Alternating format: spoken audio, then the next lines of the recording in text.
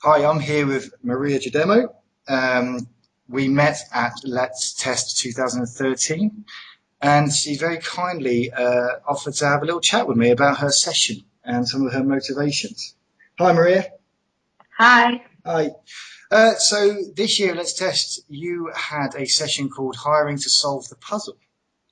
Yes. I was wondering if you want to tell us a little bit about your session and some of the motivations behind that session, please. My session was, like you said, hiring to solve the puzzle, and the main thing about this presentation was that I am very occupied or involved right now in hiring new testers for my team. And it's just recently that I've been quite busy with this, so I'm very new to hiring.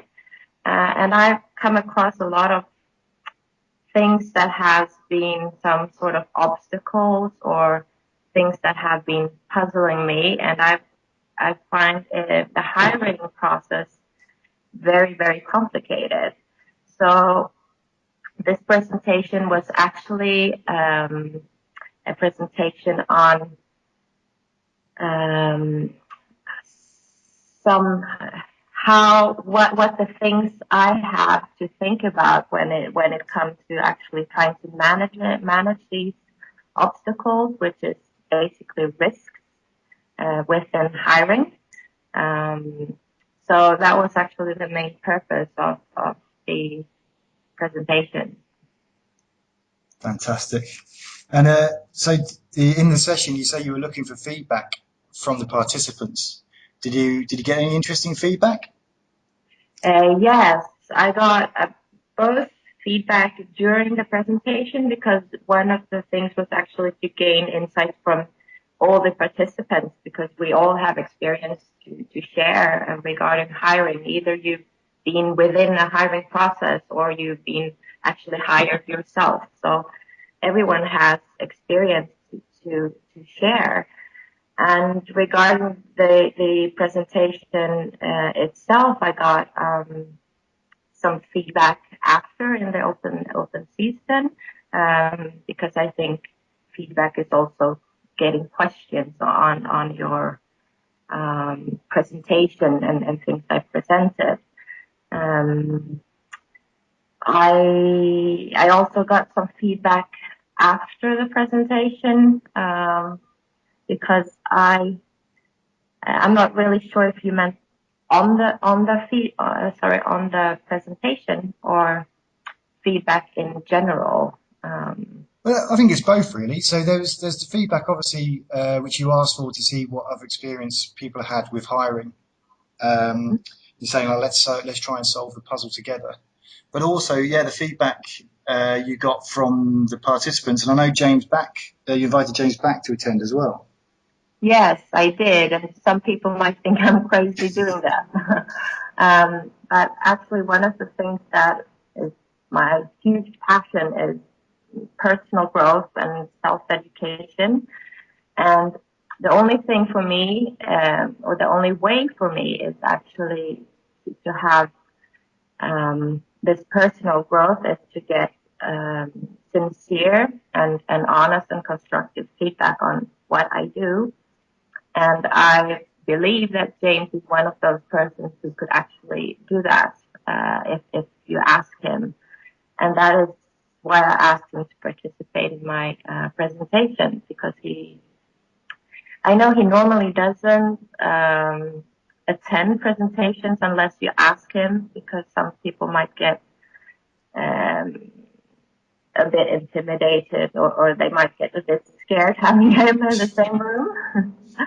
um, but to me, it felt okay because we had made this deal before. So I asked him to come to my session and give me feedback back on the presentation and how I acted as a presenter. And he gave me this feedback after the presentation. Fantastic. And did you get any top tips from anyone else in the hiring game? Yes, there was things. Actually, I I went to the tutorial the day before my own presentation, the tutorial with Joanna Rossman, and we discussed, I got a lot of tips already from that tutorial, but there were some things during the presentation on more insights or risks that other people have and that I share as well. I think it's more about being afraid of not finding the right person. I haven't had that much time yet to look through my notes from the presentation, but I'm going to put this on my blog actually, about some of the insights I got from other people. Where do you blog at? We'll put that on the video. My blog is called Curiosity Killed the Cat, but I can send you that link later on. Okay, yeah, and then we can put it up so people can come and find you. Sure. Cool. And now, also to add to this is your first time presenting, I believe. Yes, actually, it depends. It's my first time presenting in a conference like this. I did have a horrible experience, which you can read about on my blog, in a peer conference that I went to last year. And I did a presentation there. And I don't have to go into details, but I decided then that I have to become much better at presenting. So I thought I would challenge myself. So I decided to sign up for Let's Test, actually. I did send that abstract after, I think, or meanwhile, this peer conference. And it got accepted. Cool. And I was both happy and quite scared. So anyway, I decided I had to, do something about this. So I signed up, or I organized another test meetup, actually, where I would be able to present. So I invited Henrik Anderson, and we both did 2 different presentations on tester skills. So I tried to prepare as much as possible for that presentation. And I actually engaged a speaking coach to help me out in this. Oh, right, okay. Yeah. So, but it was still, so I would count it as my perhaps second presentation, but for Let's Test, I was much more nervous, to be honest, than I was for the other presentation I did. So yeah, this was my first time presenting, and although I do kind of small sessions with my colleagues at work, there's only ever like maximum of 7 people. When kind of people started filling into the room, and it's like, oh crikey, there's over 30 people here. This is slightly nerve-wracking. Yes, it is. The funny thing is, my speaker coach told me, if there's more than 40 people in the room, it doesn't matter whether it's 40 or 200. I'm not so sure about that. It's just a lot of people, yeah. Yeah, it is. That's it. Yeah, I know we touched on it earlier about the trying to put something back into the community. I think I was thinking the same. Is that certainly the context-driven communities give me so much, and everyone's so willing to give up their time freely that I really felt I should be trying to put something back. And I just thought that the Let's Test conference last year was so fantastic. I thought, what an opportunity. I thought of trying to get involved in that. And like you, I spoke to Henke, and he was very helpful and very kind of motivating. He's like, yeah, definitely put your abstract forward, go for it, and we'll see what we can do. So it was good. They're all so welcoming, aren't they? Yes, they are very extremely welcoming, and Henrik has actually challenged me in a few different ways regarding conferences like Let's Test and Cast, because he encouraged me to participate in Cast already 2009. Right. So that's when I first sort of came in contact with these types of conferences, which is more about conferring. Yeah. And actually since then, he's been encouraging me in different areas, which is really great. I'm actually going to write about this in my blog too, but if you compare from 2009, I didn't even raise my hand during any of the presentations or during the open seasons in any of the sessions. And so for me, this is a huge journey from 2009 to 2013, where I was actually presenting, then comparing not even daring to ask a question during open season. Yeah. Yeah. Okay. So other than the speaking coach, which sounds something I should be interested in, I think. What other preparations did you have to make for the Let's Test presentation? Was there anything in particular?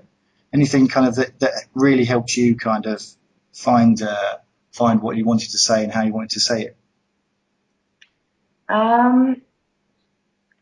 I actually had some trouble getting it together because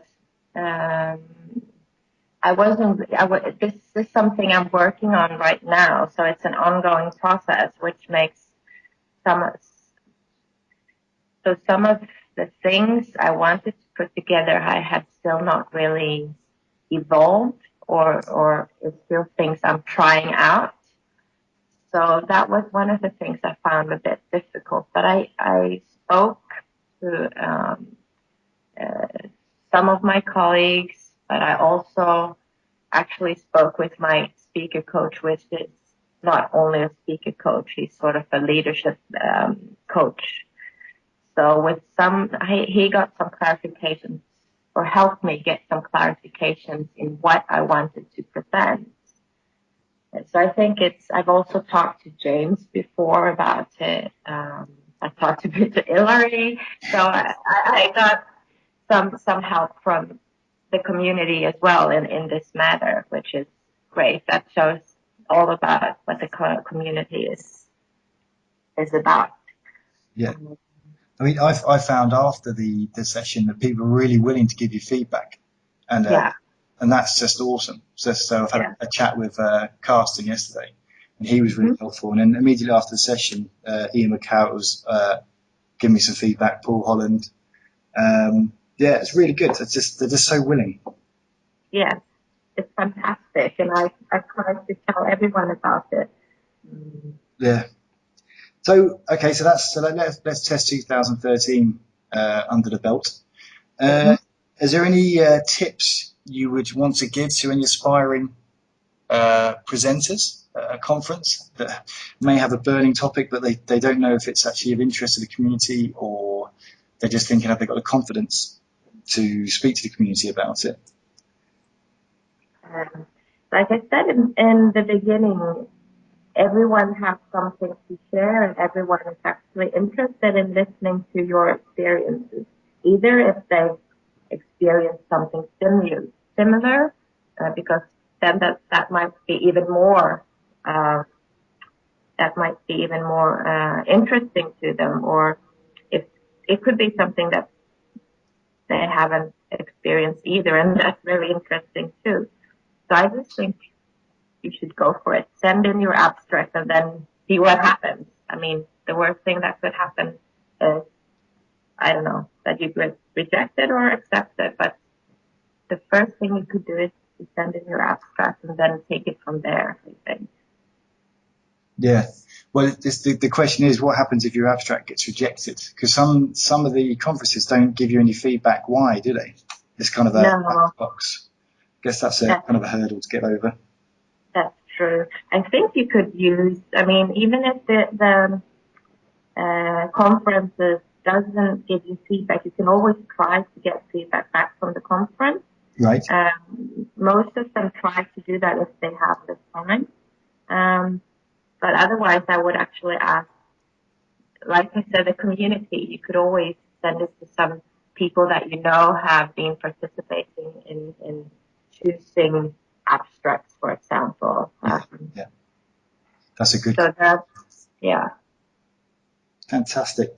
And then, so finally, what was your key takeaway from Let's Test?